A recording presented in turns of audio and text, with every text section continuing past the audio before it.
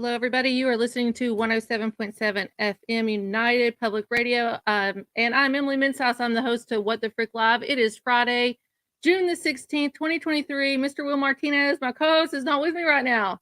Hopefully he'll sign on. I honestly think he's afraid of our guest because the last show he missed was the same guest. This is a part 2 that we're having this evening. If you're watching via Facebook, please share this out. Give us a heart because hearts show up more in the algorithm. Make a lot of comments, ask a lot of questions. We appreciate you. I will be over into the comment section here in a few moments. If you're watching via YouTube, give us a thumbs up. And we're also live on Rumble. We love you all over on Rumble. If you do not have a Rumble account, I highly suggest it because we get shadow banned all the time. And I get shadow banned every single time I market Stephen D Kelley, the guest that's on this evening. So thank you, everybody, for tuning in here on 107.7 New Orleans. We love you all via radio. Appreciate the support very, very much. Thank you. With all my heart. It's Father's Day weekend this weekend. Happy Father's Day to everybody. Hardworking dads and moms that might have to fill in father's shoes, but happy Father's Day to everybody. I have a really awesome story I'll get to later about my dad over this past week. So how's everybody doing this evening? Going over here. Hey, Cynthia, good to see you. Haven't seen you. And Ronald, good to see you, Ron. How are you? So thank you for tuning in. Please share this out because that's what helps get the truth out. Share, share, share. I don't ever ask for money over here at What the Frick Live. I just want you all to just please share the show. It helps our guests. It helps the show. It helps our network. We appreciate you all very much. But I have an amazing guest on this evening. His name is Stephen D Kelley. Have you all ever heard of the Getty Museum? It's like probably the most expensive building in LA. Stephen could probably confirm that here in a few minutes. But Stephen's done a lot of work with the NSA and the CIA over the years. He was born and raised in Southern California, where he started a career in precision optics field. When the lasers industry started to be utilized a whole lot. You all remember the optics stuff that was happening back in the day, fiber optics? He moved his way up to management over quality control engineering and production. He began to advance military conductions and optics. He then started his own company called SK Industries, where he was contracted by the CIA and the NSA, which propelled Stephen in a massive project such as Iraq versus Iran. He then obtained a contract to create lasers, which concluded to be a NSA operation ran by Oliver North. Who remembers Oliver North? During this experience, Stephen had a great awakening and began researching the truth. He is an author of Cities Under the Plane, the true story of one man's journey through science, magic, and the CIA to understand the world in the 21st century. We all know all the stuff the CIA does. It's absolutely criminal. Let's bring Stephen D Kelley on to the show right now. Hello, Stephen. Hi, Emily. Thank you for having me back. Was that fast? Yeah. I did it super fast because I know we got a lot to cover. You cracked me up. Who remembers Oliver North? It's so true. It's so true. Gosh. I can't remember Oliver North. I was on an interview and I was trying to remember his name and I forgot completely. He was my boss. Jeez. It's funny. So how did that come about, Stephen, real quick? How did you go from being a management, starting that, and actually getting that contract with the NSA and the CIA? I know. It was a little bit backwards the way you said it because I got the contract with them first, and then I started the laser company. I mean, I've always had a company. I was a jeweler. When I was 15, 16 years old, I had a company. I was always, doing something, hustling something. But when what was it? I was working for my brother back in 79 or 8 or whatever the heck. Hey, Howie. It's a newer mic. Yeah. Hope it works better. Anyway, and that's when I got messed around with the whole around Iraq war nonsense. And then eventually that turned into the next time they came around and I thought it was the CIA again. It turned out to be the NSA. And that was when they wanted me because we had just come up with some driver electronics to power the new laser diodes that had just come out of Japan. They just invented this solid state laser technology. It was super, super expensive, but we had just made a circuit board for it. No one else had it. That's was very convenient. And so we got this job to put it all together and make these laser gun sights, which was, a whole business. So it's in its infancy. People don't think about that now. You got your supermarket scanners and everything all over the place. None of this stuff existed back then. But anyway, I found out they screwed me over. They were trying to screw me over really bad from day one. It was a $1 million contract to make lasers, whatever. But they never planned on giving me that money. But they were trying to get me out to Area 51 from day one for whatever reason, right? But yeah, I figured that out real quick. And then after I left them, got the heck out of there, I ended up with a whole bunch of lasers, and I was suddenly the biggest laser company in the world. I mean, solid state, real quick. Everybody bought my stuff. Everybody, everybody, every corporation, every university, every, NASA, you name it. Every one of them bought at least one of my lasers just to run experiments and do things like that. Anyway, they went all over the place, all over the world, everything. I mean, I can't even think of all the different things they use this stuff for, but point is that it's all Chinese now, and I kind of got lost. But that's the laser grids. Was that a leadway to what we now see, or I've seen some stuff going on, especially up at Antarctica? You mean the gun laser and all that stuff, or what? What are you asking? Well, it looks like there's been clips and stuff of people getting these laser grids. It actually looks like a laser grid, like shone down, like it's kind of mapping. In many ways, was that leadway to that? Do you know what I'm talking about? Antarctica is one of the places that people said. I'll do my best to kind of answer your question. I mean, laser scanning was something, that was laser radar, LiDAR, laser scanning, laser mapping. Naturally, the lasers were involved in all this, but all we did was made the light, and then it was whatever they used it for. Just about, it doesn't matter what the device was. At one time or another, they would come to me to learn about the laser, and then they go off and make all these things that we take for granted today. But as far as this Antarctica thing and all that, I mean, like laser mapping from space. I made stuff for the space shuttle.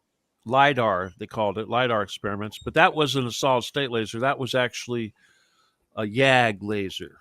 Okay, which is because what I'm getting to the point with the laser technology, wouldn't that be an influence to see what's underneath the Getty or these tunnels that's going? The connection, I see what you're saying. Me, myself, personally, I would, like, for instance, when all this started and I was in the laser business, naturally you assume that you're doing something that's getting their attention, so right away we figured that and sensibly so that what we were doing with lasers, and not just little lasers but big lasers, was what was getting these guys' attention, CIA and what have you. And that elevated really quick. But I'll tell you something else, just to cut to the chase here in a way, just so you can understand, I mean, a little bit different perspectives. That is that all of us in the laser industry back in the day were we were being watched by aliens. Okay. I know that sounds pretty creepy and all that, but I've heard it all and over. Okay. Well, here's the thing. There's certain technology that came from Roswell. Okay. The guy that used to be the liaison for Strom Thurmond back in the day wrote a book called Day After Roswell, and in it he basically said that we had a treaty with the Greys after Roswell, and part of that treaty involved them giving us certain technologies, and there were 3 technologies that we got. Semiconductors, we got that. Okay. We got night vision, which is essentially photo multiplying tubes, and we got laser, I believe it was ion laser. Those were the 3 things that I'm pretty sure those were the 3 things that they gave us. But technically, they're all kind of related. See, obviously, these are all things that involve optics. And needless to say, that's where I found myself, and I was working with all this stuff, I mean, seriously, all this stuff, all those technologies. So for whatever reason, when I was on my own, and I would meet other people who were inventors, or I would meet people who were in different countries that were distributing lasers and were kind of part of our little gang. We would make the stuff, they would sell the stuff.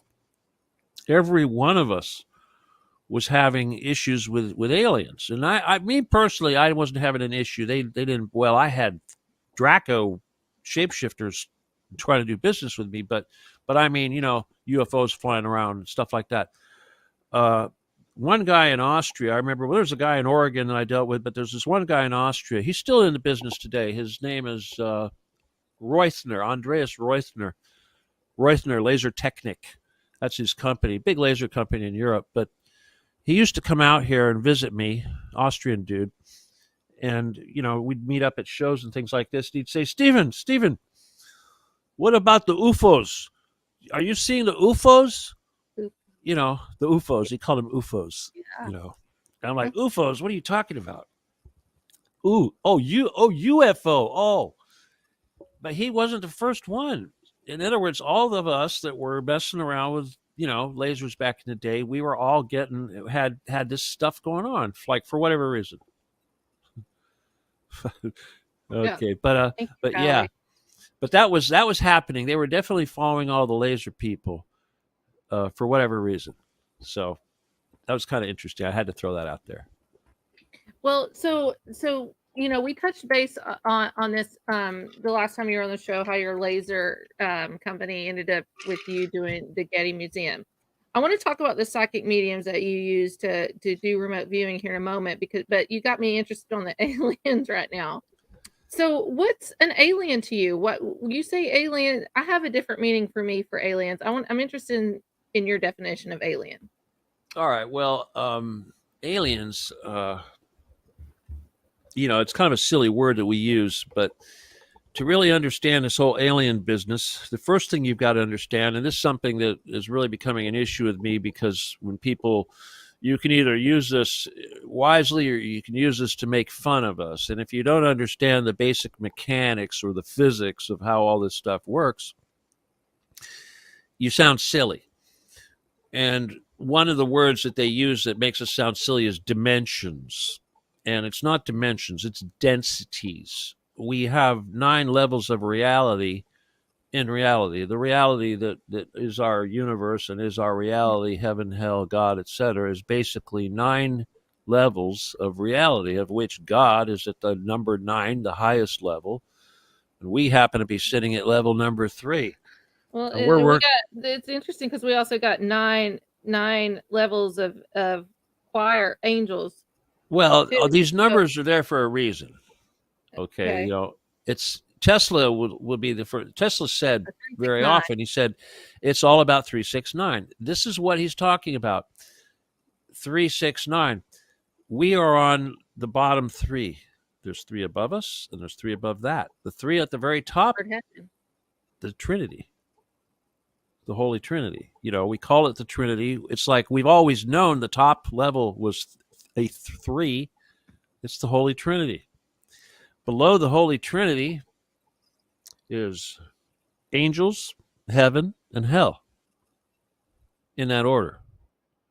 And then below that is us, where we are, humans, then plants and animals, and then rocks. So rocks are at the very bottom of the 3. That's 1.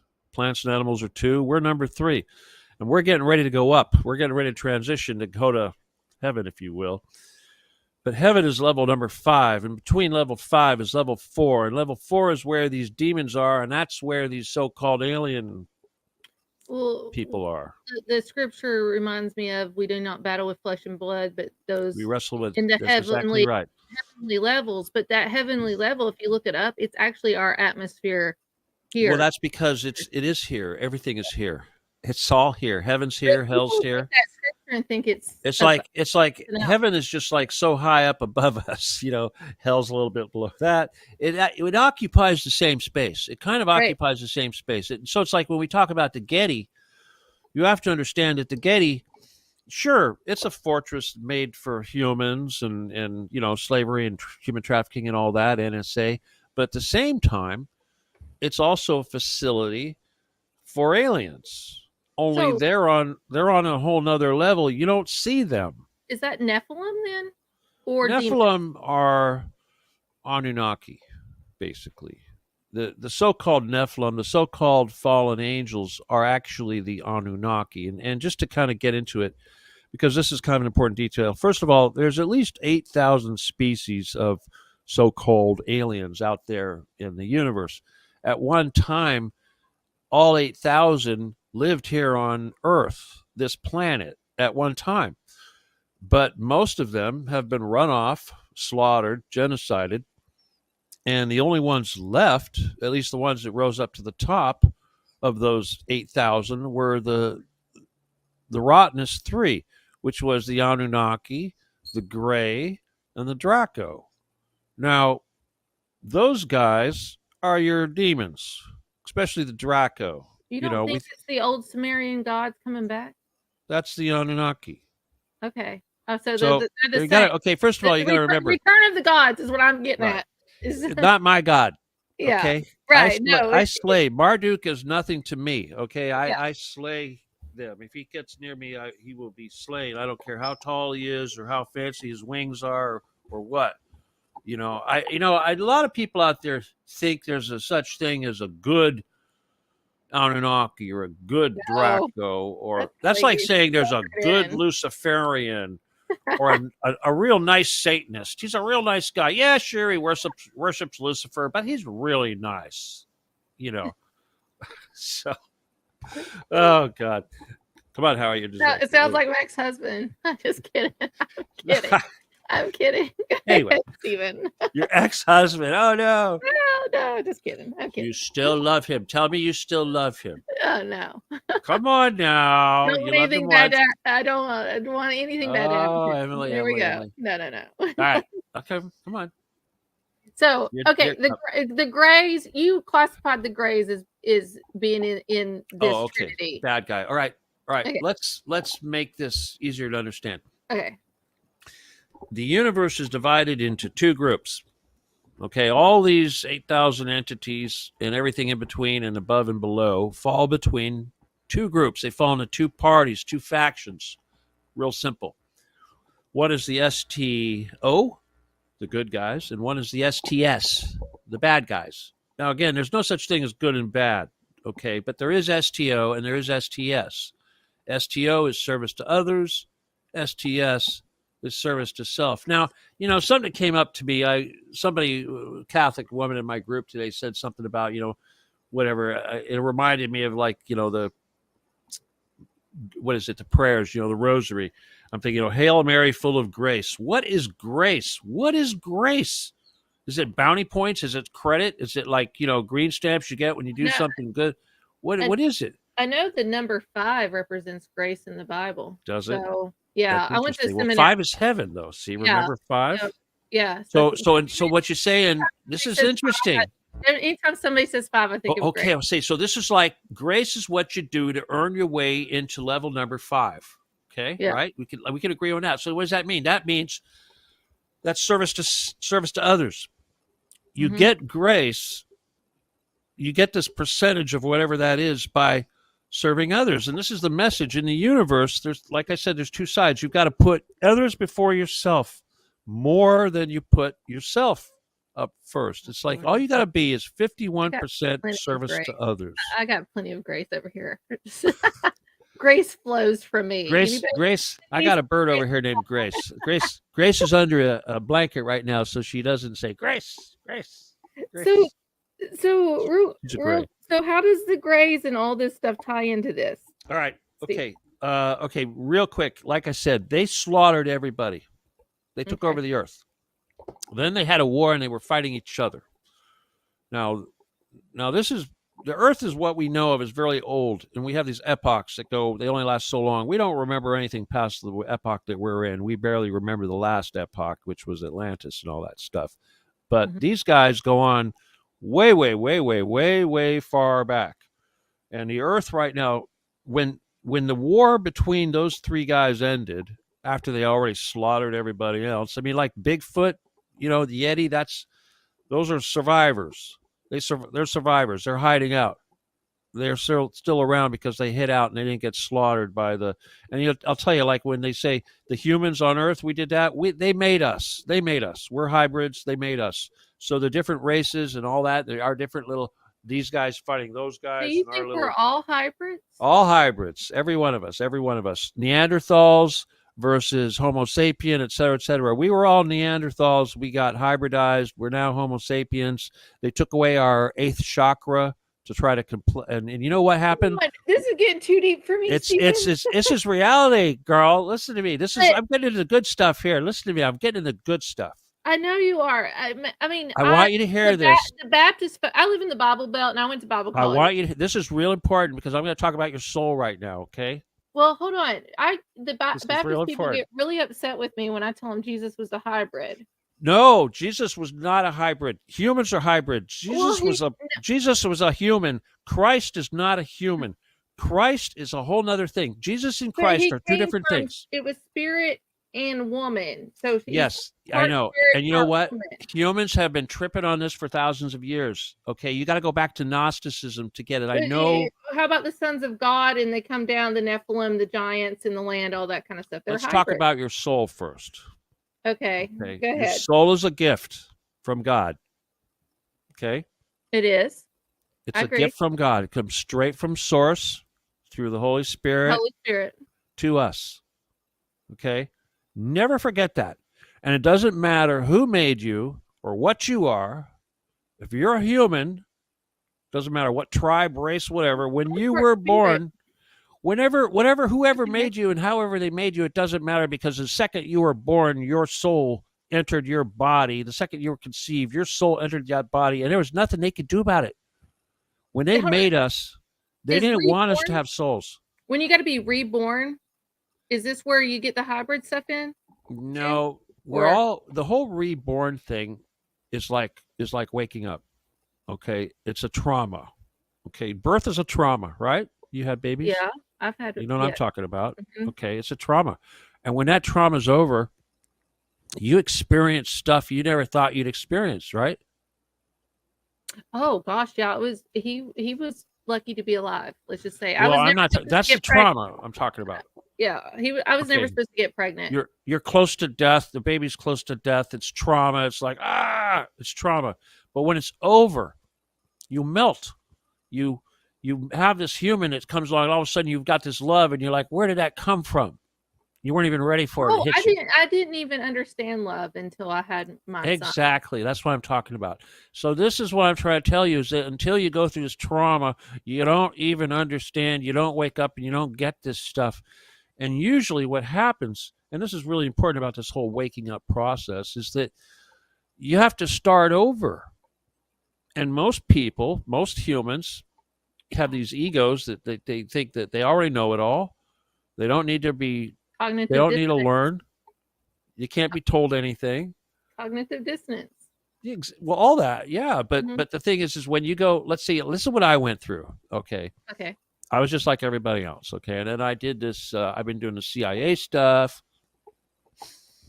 trying to make the country strong, right? Making weapons, putting us in front of everybody else, Desert Storm, all that crap.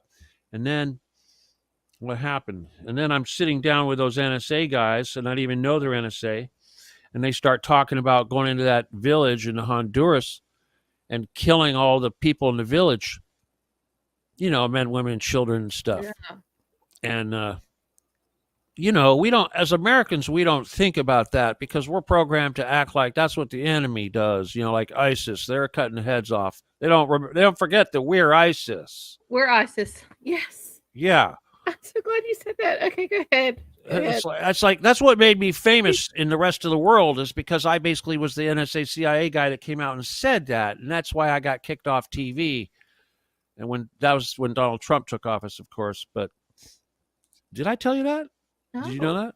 No. Before the day Donald Trump took office, the day was the last day I was on TV, and I was on Press TV, and I was telling the Iranians to work with Donald Trump, and I was saying all this good stuff, but that was the last day I was on TV, and I was on Press TV almost every day, 80 million people. Well, why is that, Stephen? And once a week I was on Russia Today, which is, 700 million people.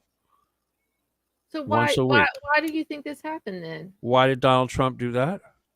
You believe Donald Trump actually did that? I believe that the people that Donald Trump works for did that. Okay. Okay. And that's the rub there is everybody's looking at these individuals as if they have power and they don't realize it's a big, huge corporation. Stop putting your finger on one little person. It's a U.S. corporation, and it's organized crime to the fullest. It's totally organized crime. It's total mafia. And what is it called? The Khazar? What are they? Khazar Mafia. Yeah, Khazar Mafia. Yeah, well, it's technically called the Rothschild Khazar Mafia, but I just call it the Worldwide Mafia. It's like I've been calling it worldwide organized. Yeah, I don't need to call them Jewish or whatever. It's a worldwide mafia. There's everybody's in it. It doesn't matter what color you are. I'm going to say Kanye was not wrong. Everybody. Kanye was right. Yeah, he was right. Kanye. Right. God bless Kanye. Right? He's a little misguided, but he's got good intentions. Right? His delivery is a little off. His delivery's a little off. Some people say that about me too. Right? So real quick. So then I want to get back to the Getty Museum because this is like one of the main places in LA that people go to. Isn't it one of the most expensive properties too in LA? Yes. It's the most expensive property in LA County. Okay, not just LA, but LA County, which is you figure, there's a lot of expensive property, right? And here's the thing, it's not. You got to understand is that with the true value of the property, we don't know. When they first came out, they said it was $2 billion, $4 billion, $6 billion. It's up to like $9 billion. It's probably more like $12 billion. We don't really know how much was spent, just like we don't know how much earth was actually moved. They're still moving earth. Where's that dirt coming from? Where's it going? It's not Caltrans. It's something. There's something. They're still moving dirt. But the thing is, it's not just an expensive building, which it is, like the greatest, most expensive building around. It's houses a treasure that you can't put a price tag on. And the point is that the Getty Foundation, which is what collects all that art and runs the museum and all that, is the richest foundation in the world by far. Oh yeah, JP Getty. He's an oil tycoon. Well, he was. I mean, it's like it's all petered away. I don't know. Is he related to Gettysburg? Like I live over here by Gettysburg. Gettysburg is related to the Getty family. So this is long history. This is deep rooted. Long history, but the thing is that the Getty family didn't really go this route until Jean Paul. Okay, Jean Paul's daddy basically cut him off, and all he got out of his dad, who was pretty wealthy at the time, was like $1 million. That's it. He got $1 million nest back then, isn't it? Well, it seems like a lot, but it's like look at Donald Trump. Donald Trump is getting that money since he was like 10. Okay, he had buku. His daddy hid buku bucks in his name at a very early age. Not this guy. The thing is that Jean Paul Getty was such a womanizer and had a couple of divorces and stuff like that. The daddy said, no, you're only going to get just a little bit, and that's it. Well, he took that little bit, and he turned it into an oil empire. He turned it into a manufacturing empire. People don't realize he didn't just pump oil. He built airplanes for the military during World War II. He was kind of like a Howard Hughes. He had a company called Spartan Air. Nobody remembers that. He built transports for the military. And anyway, that just for us military, not Germany? Not he did have. You're right. Getty family was very connected with the Nazis, but you have to understand Henry Ford too. Henry Ford wasn't connected to the Nazis. He built the engines for him. It was different, you see, because the thing is back then he was more anti-Zionist infiltration and cabal, anti-mafia. But you see, the thing is everybody gets duped because, once again, who made the Nazis? They did. Not us, particular. Well, the same enemy. I say Bushes and Rothschild. The Rothschild. Okay, let's just put it quickly. The Rothschilds did it. Okay, the Nazis were created by the Rothschilds, just to make it simple for people to understand. The Illuminati / Rothschilds, or the Jacob Franks of the world, the Messianic Chabad movement. That's those guys, the guys with the black hats and the beards. They created the Nazis. And the reason why they wanted to kill 6 million Jews is because those Jews believed that being Jewish was a religion and not a connection to some dirt. Well, don't you think it's a counterfeit? They wanted to break the bloodline of Jacob or Jesus, the Jewish. Well, you could say whatever, but the reality is that it's all about nationalism. Okay, so when you hear people acting nationalist, that's a red flag.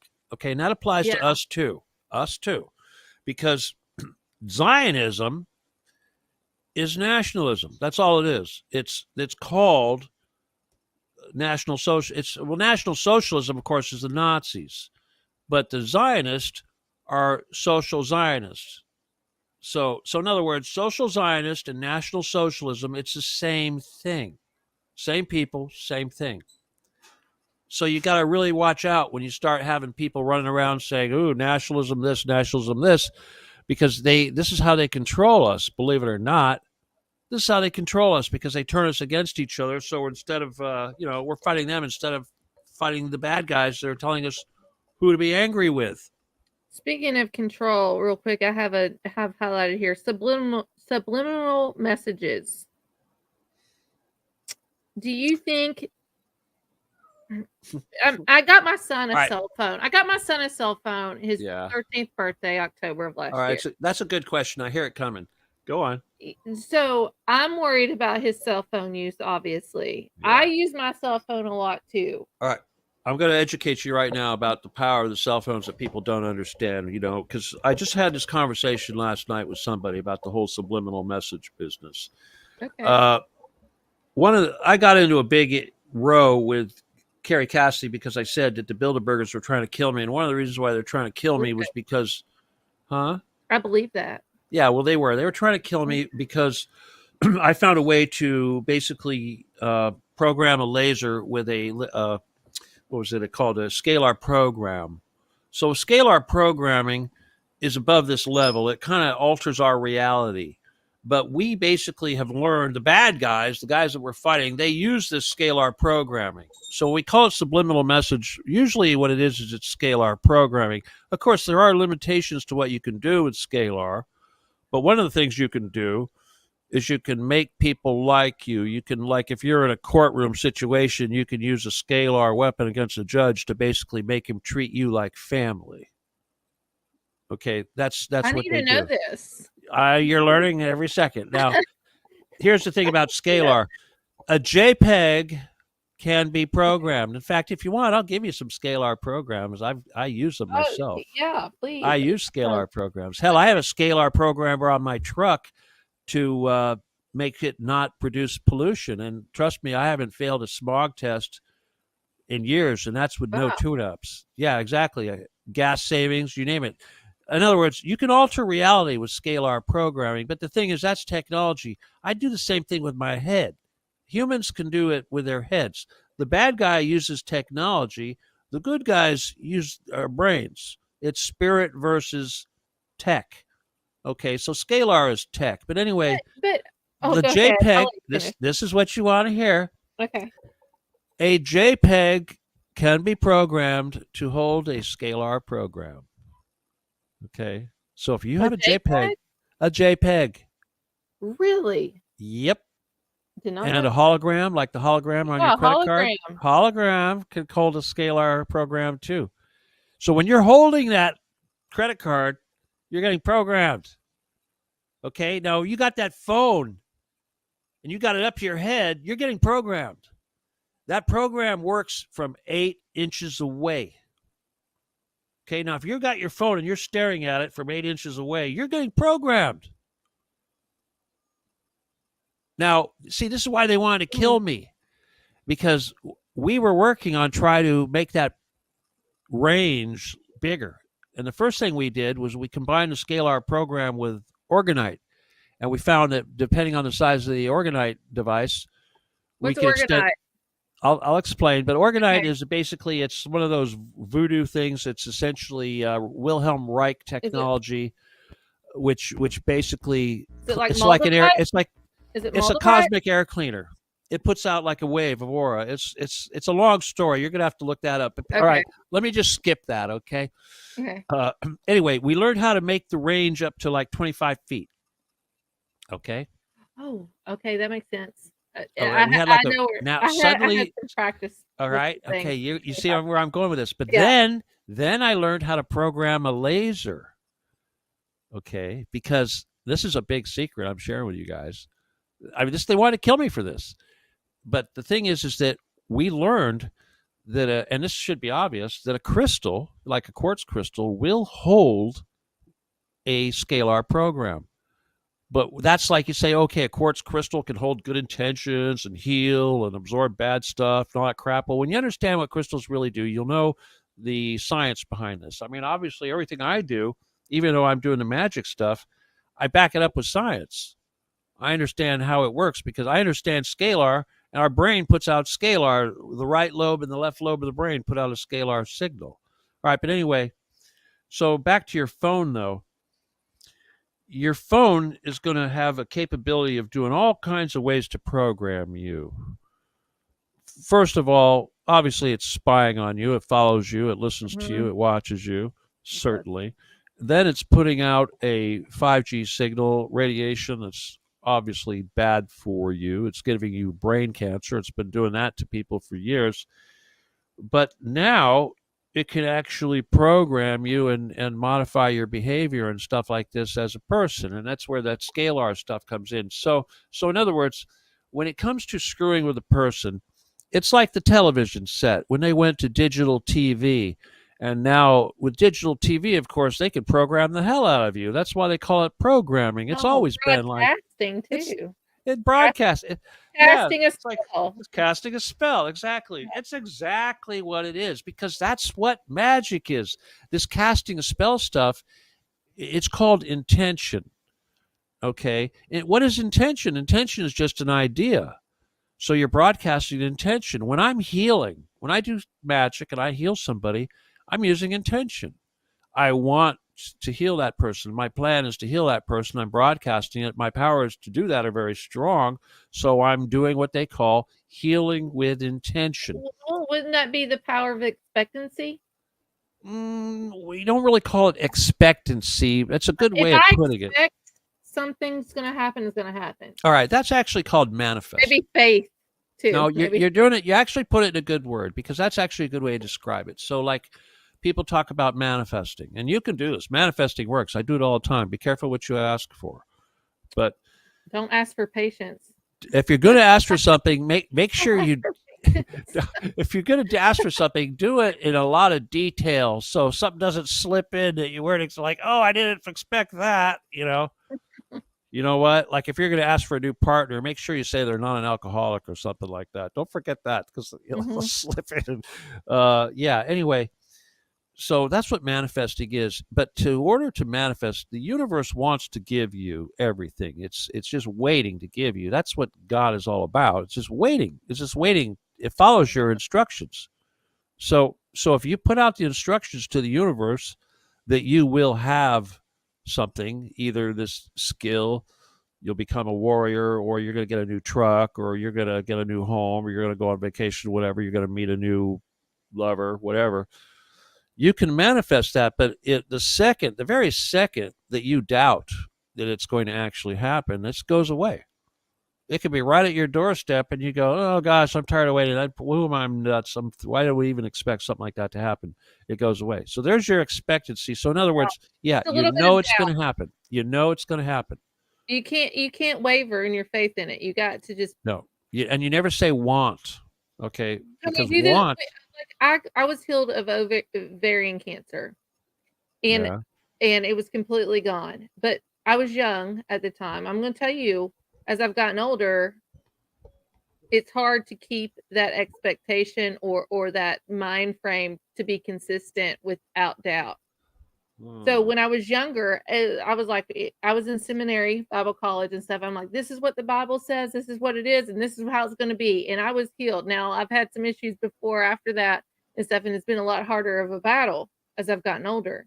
But don't we need to keep that mind frame then? If we fixate on something that Well, let's talk about that, okay? Because first of Okay. all, you know, studying theology and all that, that's great. You know, reading the Bible, learning all this stuff, it's great. It's knowledge. You should never stop It's looking for that that. great. I had my Great Awakening in Well, 2020 right, with it came 18, afterwards, but 1811 you Bible. got to see that stuff though. Mhm. Still, uh, I kind of lost my train on that. What was your question again, real quick? Expectations, if we lose a little bit of faith. Right. Okay. The losing faith business. Yeah, that's kind of tough. Uh, all Look, right. how about All right. this? This is How what I about want to say. I okay, want go to just ahead. say this. Okay, Okay. this is kind of important because this is something I just came into. All right, when I was dealing with that Lewis Herms guy, and he likes to close everything off with this thing: God wins. In the end, God wins. God wins in This the end. is if anybody knows who I don't know his name that much, but but HERMS. this is the Great Awakening tour. What is it? Uh, Uh, TruthNet, Truth TruthTour.net. Yeah. Tour. Truth Tour. I'm down on them right now. I'm like, I never heard of him, but okay, he was the guy that came out with that video about the water, what's in the water, and he was the guy that pushed that whole snake oil crap, or not snake oil, that's what he is, snake oil, of course, but venom, synthetic snake venom was COVID in the water and all that. Oh my God, I remember I was putting out so many fires, running around telling people that was bullshit. I never bothered to find out that was him doing that, you That's know. him. And I Stewart, find what was his name? Stewart. I can't remember his last name. Is the one that put that out on Rumble, that did a premiere show of it. But he interviewed a guy. I think it was that Hermes Lewis. probably was, but you know, I'm too busy trying to save children to pay attention to all these hucksters. I had no clue this guy was so big, and then here I am I don't telling him know to him. f off. You know, I don't know him, and he's got this big ego saying you should research who I am. It's like, who are you? And then I find out he's the godfather of patriots. That's what he calls himself, the godfather of patriot. Yeah, he's a patriot, all right.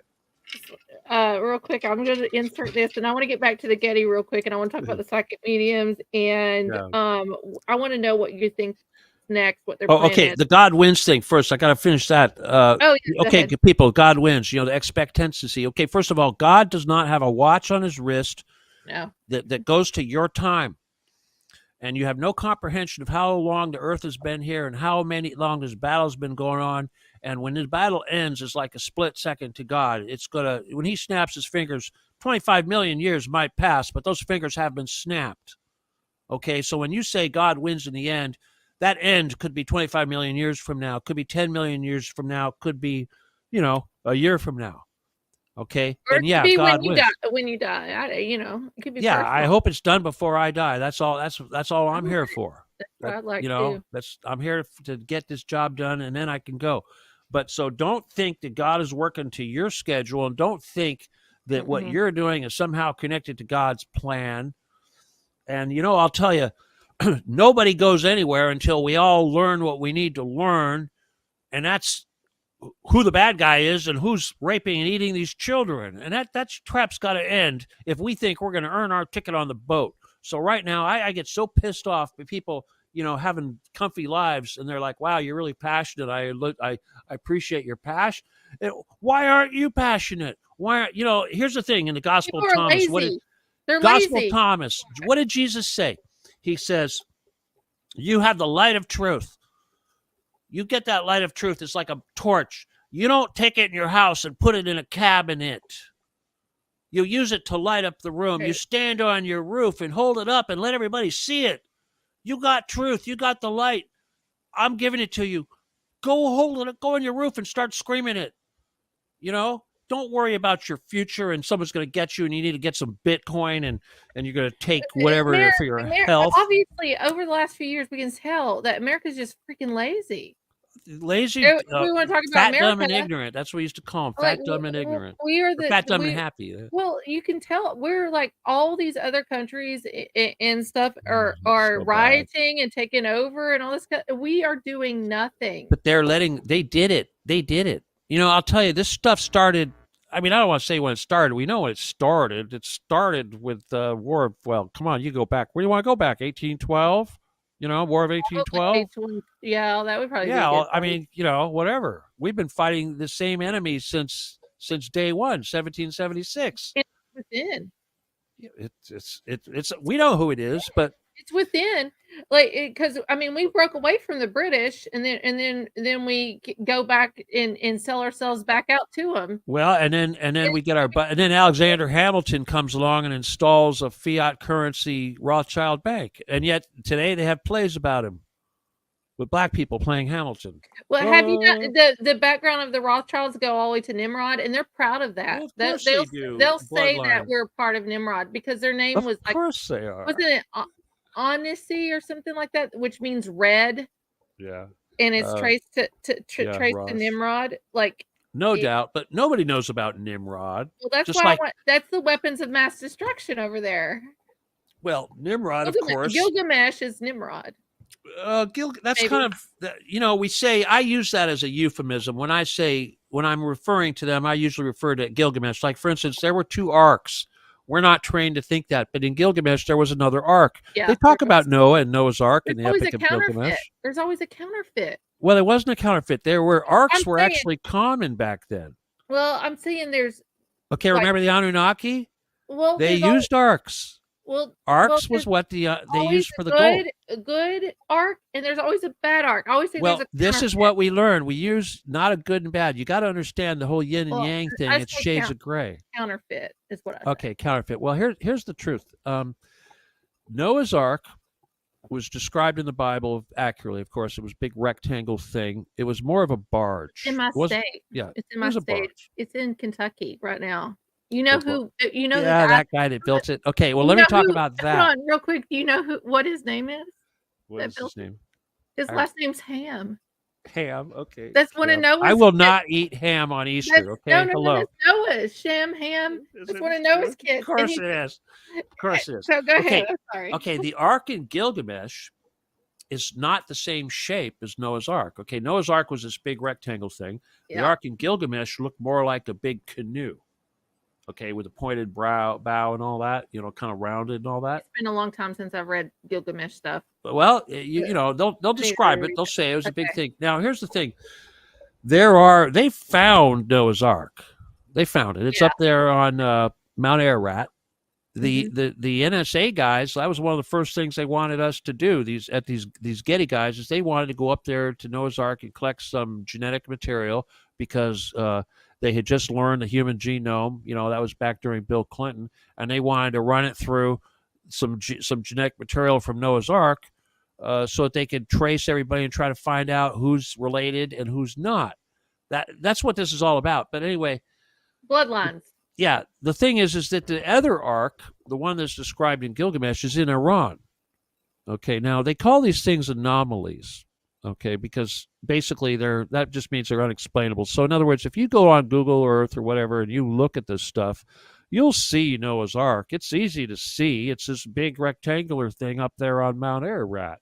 But then if you go in Iran and you look around, you can find the other ark too. It looks like this big canoe thing. So yeah, there were, and when you get down to it, when you talk about the Anunnaki, what were they here for? They were here for gold. How did they transport the gold from South Africa, where most of it came from? You really think they were here for gold? Don't you think they were trying to intervene the bloodline of Jesus? They were here because they always were here, and they were here because they were having fights with, it's a long story, because they were fighting with the other guys. But the Anunnaki are all about gold, just like the guys that run the earth today are all about the gold. They took the gold. This is what they did. They would turn it into monoatomic gold. You heard of that, right? No, but I'm thinking of something right now. Go ahead. Okay, well, monoatomic gold, of course, is like a drug, and it affects your DNA, and it essentially gives you your eighth chakra and gives you that cone head. And this is why the pharaohs, the pharaohs had the cone head, and that was because of that. The Ark of the Covenant was basically a device for making monoatomic gold. Manna is monoatomic gold. I could tell you how it's made because, white bread, whatever you want. They call it white bread. The pharaohs used to call it white bread because it was a gift. The Ark of the Covenant wasn't made in the Sinai. It wasn't made in the desert. I mean, they didn't have. There's no damn way. If you really read between the lines and you understand what they're saying, they talk about the various different crystals involved in the construction of it. The crystals were semiconductors. They weren't, those were semiconductors. This thing was a machine. What it was an orgone collector. Now, you remember I talked about orgonite. Well, this is cosmic energy. Okay, it's all around us. It's all around us. We're swimming in it. And what the Ark basically did, I could tell you exactly what it did because I was involved in the damn physics. I used this technology in my work, but the Ark created what we call a plasma. Okay, and the actual arc was an arc, just like you have in an arc light, which was essentially like a xenon bulb. In a xenon bulb, you have two electrodes, and they make an arc, which is electricity going across this arc. Was this Tesla stuff? Tesla, it's all the same thing. This was here before humans. Okay, yeah. All right, this is way older than Tesla. You're describing this though. It reminds me of Tesla stuff. All right. Well, here's what happened. Okay, when I was doing all my UFO stuff, this is how I kind of learned about this because it was the same thing, only I was working with silver. So gold and silver both do different things when they're exposed to a plasma. And the plasma is created when you magnetically manipulate this arc. Okay, so in other words, you're taking this little bolt of electricity that's going between these two contact points, and you're compressing it with magnetism. Okay, and magnetism has a big role in all this thing. Oh, it does. CERN right. And the jabs, everything. Well, same thing. Yeah, go ahead. Okay. All right. Well, anyway, so what that means is now we've created a plasma. Okay, we've taken this little ball of electricity and we squished it into this little tiny ball. It's now a plasma. It's like a sun. Okay, and it has the capability of resonating. Okay, boom, boom, boom, because we've got it trained to do this. Okay, the heart does the same thing. It resonates. The earth resonates. Your cells resonate. Things resonate. That's life. That's what life does. Now, the energy coming from this affects different things differently. If you were to expose silver to that energy, it would put out ultraviolet light. The silver would convert atomically, one atomic layer at a time, into ultraviolet light. We use this for light speed propulsion. Okay, this is how we drive the UFOs. They're made out of silver for this reason. The little lights you see, those are the arcs that make the plasma that energizes the silver, that makes the UV light that propels the thing to the speed of light. That's how it goes the speed of light. The only light goes the speed of light. Gold doesn't do the same thing as silver. When gold is exposed to the plasma, it converts into a monatomic gold. So in other words, the gold atoms will actually separate and become loose. They'll debond atomically from the structure, which in this case is a 2-ton lid of the Ark of the Covenant. Okay, so between the cherubs is the arc. Okay, the little beam. Right. The whole thing's in a magnetic field, which contains this arc. The gold is exposed to the arc, and it starts to make mana. The surface of the gold converts one atomic layer at a time into monatomic gold, which takes up a lot more space. In other words, for instance, when these gold molecules are separated from each other, they're not all solid and condensed. They become white bread. That's what it looks like, white bread. And it didn't melt away like they said, but it did go into the ground, obviously. It's just like we want. So anyway, yeah, that's where that...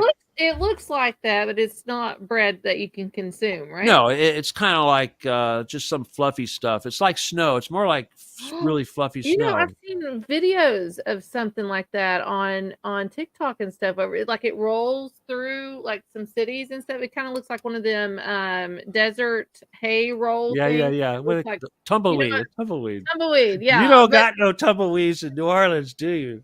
I don't think so. Or Kentucky. You don't got those in Kentucky. Okay, you're in Kentucky. Why am I thinking you're in New Orleans? Because Is that we're where your on partner is? 107.7 FM New Orleans. Oh, okay. Well, that's cool. I used to It's say all New good. Orleans, but now I say New Orleans, and they all tell me I need to say Nolans, but I can't. Nolans. Yeah, Okay, you'll get that right, damn it. All right. So real quick though, Psychics. we're talking about these stones in silver, in gold, and all this stuff. The Getty Museum, what is it made out of? What material? Tavertine. What is it called? I always get it wrong. Well, the Getty's made out of concrete, obviously, lots and lots and lots of concrete, but it's covered with marble, and the marble is not just any marble; it's fossilized marble, and it's travertine is what it's called, travertine. And the thing about the travertine, of course, it looks nice. It's very durable. It's very reminiscent of the Western Wall, King Solomon, all that. Yeah, they're trying to make it look like ancient Israel, but it's also bulletproof. This stuff is really, really hard. So, in other words, ceramic material, it's like your vest, when you've got a ceramic plate on your vest, it's to stop the armor-piercing rounds. See, so you have to use ceramic material, which is basically harder than the projectile, so that it causes the bullet to shatter. That's how these things work. That's how your ceramic armor works. It's the same thing with the ceramic on the outside of the Getty. The travertine is a ceramic armor. So yeah, the place is bulletproof. Of course, it's bulletproof. So we know that the deep state, if that's what you want to call it, or cabal, I don't know. The enemy. Listen, we're not even touching anything. I have a whole big paper before to ask you a question. We haven't even. Well, hey, can I just throw this in there? Yes, go ahead, Emily. You had the guy earlier with a question about if I thought this administration was. Oh yeah. All right, this is important because this is the politics crap, and you guys got to understand. I don't play that game, okay? Because it's like back during the whole, NSA thing, Ollie North business. I was a good Republican. I was a staunch Reagan Republican. It doesn't get any more Republican than that. I drive a Ford. I will not buy a foreign-made car. You understand? Not a Honda. I said Ford. I'm sorry. If you buy no Japanese cars in my family. No. It's a red flag. German, maybe okay, sure. I bought a Volvo, but otherwise, it's American cars for me. But the point is that I learned a long time ago it's all BS, because it's like this whole business with these slaughtering these people. The NSA is not partisan. You can't say, well, that's the Democrats, that's the Republicans. If you go back in this mafia business, you want to go back how far? There was a time when the mafia was divided, and one side was Republican and one side was Democrat. Hillary's family came along, and Hillary's family they're just little piddly ass little gophers, to be honest with you. Those guys. Hillary's dad took over the mob in Chicago when. Yes, but you got to understand, what is the mob? There's the Italian mob. Oh, we got the Mossad. You got the Colombian mafia. You got the Irish mafia. You got the Mexican mafia. You got it's a big corporation. All these little mafias were fighting each other, and I'll tell you, when you get a guy like Rudy Giuliani, he says, "I'm fighting." He's a mafia fighter, Durham, and people like that. They're gone after the mafia. It's always the Italian mafia. It's never the Jewish mafia. And why do you think that is? It's because the Jewish mafia is going after the Italian mafia, and they won. Now it's all one big mafia. I just think it's all Jewish. Well, I used to think that too. During the Getty days, I used to think that too. I thought, Zion, what is it? The protocols. When I say Jewish, I say the counterfeit Jewish. Right, the fake. Whatever, but it's not about Khazars. Remember, we're all human here. We're fighting these things that are on not human principalities and powers. But the thing is that what was I talking about? This whole politics thing. That's how they're controlling you. You got to realize that you can't measure these people. You got to stop looking at these individuals, okay, and stop thinking these humans are anything. They're not. They're just a bunch of meat puppets. And each one of them is expendable. Every one of them. We were talking about Clinton. Hell, Clinton's life was in the hands of Robert Vesco, Oliver North, Bill Burr, and Chip Tatum. Hell, Chip Tatum was a CIA hitman. He would have been the guy to go out and get him. But what did they do instead? They killed Barry Seal. They put Noriega in jail. That was Bush, remember? Oh yeah, Bush. They wanted to kill Clinton. They wanted to. Instead, but Hillary was the lifesaver for Bill. Hillary's in power right now. Yeah. People talk about Biden. It's not Biden. It's Obama and Hillary. Okay. This is the Obama administration, part 2, and Hillary is running the damn foreign policy. Okay. All this people say neocon. What the hell's a neocon? That sounds Republican. No, it's not. Okay. A neocon Republican is basically 2 things: a Zionist, or somebody that is indoctrinated by the Schofield Bible, who believes that the only way to salvation in Christ coming back is through Israel, which is not true. It's like Armageddon. Who came up with that crap? There is no Armageddon, just like Antichrist. You're all afraid the Antichrist coming back. Hello, Jesus is coming back, not the Antichrist. It's the bad guys that want the Antichrist. Antichrist is already here. When we were talking about manifestation, okay, that's their power. By programming you, by making you say these things and think these things, you're making it become reality. We don't have to do anything they say. We don't have to have a reality that they plan for us. We can have paradise on earth if we want. We don't have to have any of this Armageddon. None of that. But we're programmed. Well, we all got to stop paying our taxes. Well, not just pay our taxes. What we all got to do is, like I said, take that torch out of the cabinet, the one that we were given, and get up on the roof with it and let everybody see it and light the damn place up so this crap can't hide. And this is why I get so mad at our truther community, you know, they're so worried about their own butts. And you know what I hear a lot? Oh, there's so many of us truthers that have given their lives. You know, God bless Gary Webb, Phil Schneider, and Bill Cooper. We just had the Ukraine whistleblower dead. Well, there you go. God bless all those dead whistleblowers. But those ones that are selling you Bitcoin, that are having conventions, they're part of the game. Yeah. Your Wano Savins and your Charlie Wards. Oh, Wano Savin, I tell everybody, he plays off your fear, and he is a Dr. Claw off Inspector Gadget. This fear crap. That's a big lesson everybody's got to learn. You know, I'll tell you, in my group, I have the Jedi, right? We got our little spiritual warrior business, right? And I'm like an ex, gun person, right? So I know a bit about, fighting. And everyone's thinking, oh, you're brave and you're doing all these things because you're protected, because you can fight and you can do astral this and that. And I'm, BS. I'm brave because I know what it's like to have people want to kill you, and I know what it's like for them not being able to do it. So as long as you know that they can't kill you, as long as you know it doesn't matter, you die when you die. You die when God planned for you to die. You're here to do a job. You'll die when you're done. And if you die before you do your job, you screwed up, And right now our job is to educate each other, teach each other about service to others, teach each other the truth, so that we all get out of here and we end this crap. We're here. Okay, remember I said we were all created? Okay, that's like a little blip on the screen. When they created us, they didn't plan for us to get souls. They didn't plan for us to have voices and to be able to use those voices and the power of our voices to rise up by the millions to overthrow those things that created us, because those things that we're fighting, those so-called demons, those so-called aliens, whatever you want to call them, it doesn't matter. What matters is their service to self, and we're service to others. And our job, what we as humans were put here on earth, is not to have a good time and make babies and build wealth. It's here to educate each other, to bring each other all home, because ultimately that's what it's all about, going home. And even the bad guys got to go home. But first, God put a hit out on those three. Okay, the Anunnaki, the Gray, and the Draco. They're over. They had 25 million years. We're going to see a lot more of this stuff, like the reptilians. They're the snakes. Jesus gave us the power. He said, use our feet. He empowered us to use our foot to crush the serpent. And we're not going to get hurt in the process. So stop thinking you're going to die and they're going to hurt you and you have to do this and get your guns and all that. We don't fight aliens with guns.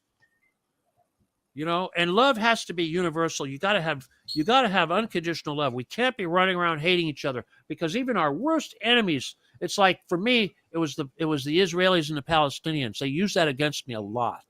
Oh, they use that against us with everybody, even with. I had to learn to love the Israelis.